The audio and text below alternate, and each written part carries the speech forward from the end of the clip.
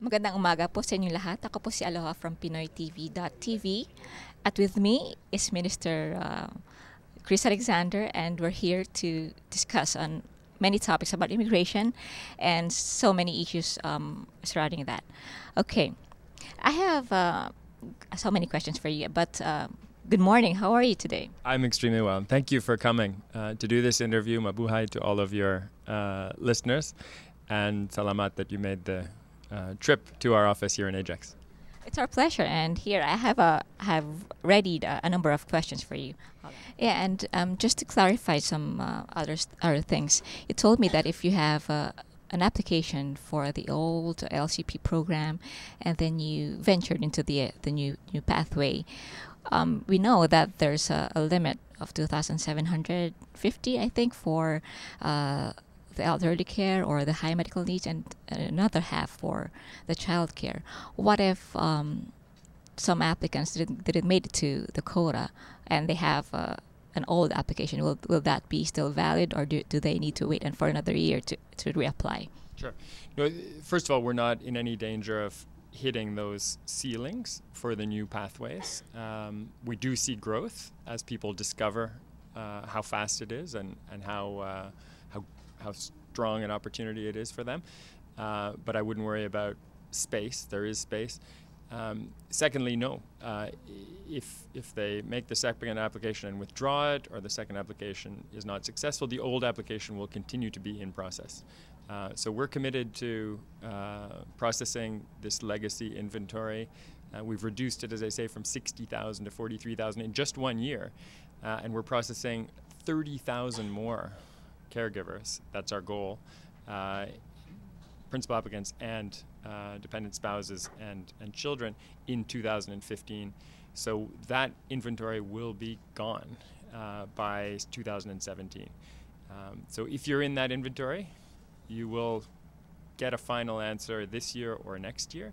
And in the meantime, we really do encourage people to learn about the new pathways, and if they see that they're qualified, to apply for them. They are exciting opportunities, and as you were saying, they are much faster opportunities for processing. As little as 9 days, and on the whole, 2 months, certainly less than 6 months.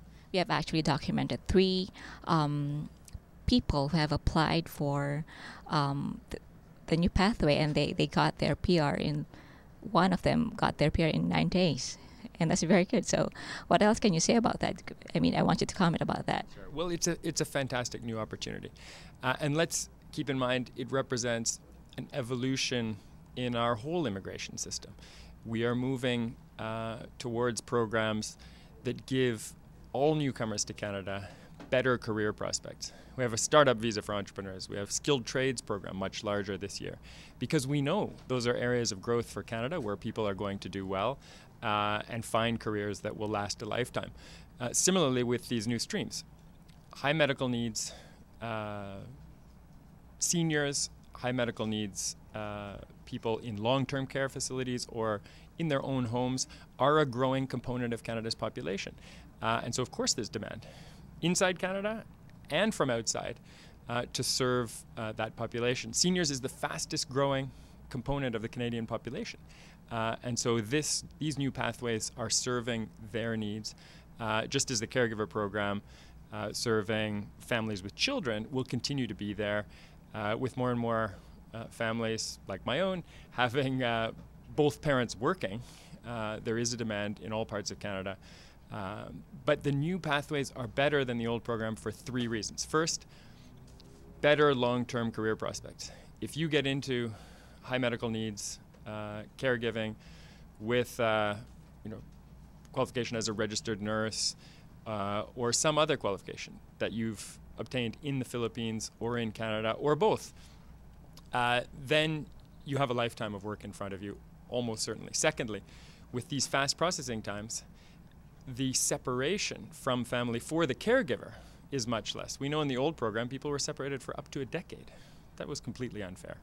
And now we're offering processing in as little as 9 days. Most of the cases have been a couple of months, but that's much, much faster than in the past. And thirdly, the live-in requirement. This really, even less than a year later, it sounds like a completely archaic requirement is gone. Yes, some caregivers will be asked to live in. They will probably receive more, but they will do it voluntarily, not as a condition of the program. And lots will find ways to help families, help long-term care facilities, help other employers while living on their own with other caregivers or elsewhere. Final point, look at the story of Filipino immigration to Canada. Over 40,000 Filipinos became part of our proud Pinoy Canadian community last year. The numbers are equally strong this year. Philippines was the top country of origin for immigrants last year. And it's not just caregivers. Caregivers are a big component, but when we came into office, 60% of Filipinos who immigrated were coming through the caregiver program, the old LCP program. In 2013, the year before we reformed the program, only 40% were coming through that stream. So others are coming as students and using the Canadian Experience class, or as professionals and using the Federal Skilled Workers class. And increasingly, Filipinos are prominent in using the Federal Skilled Trades program. So Filipinos, like other prominent countries in our immigration, are using the whole spectrum of Canada's immigration programs because they know there are opportunities across the board in Canada, from caregiving to construction to all of the skilled trades and indeed professional work and business ownership. A lot of Filipinos are entrepreneurs and very successful ones. Si Aloha po muli ng PinoyTV.tv at abangan niyo po ang marami pa namin mga workshops na gagawin para sa mga pag-fill up ng form, para sa immigration at sa iba't iba pang klaseng documents na required para sa ating pananatili dito sa bansang Canada. Magandang araw po sa inyo lahat.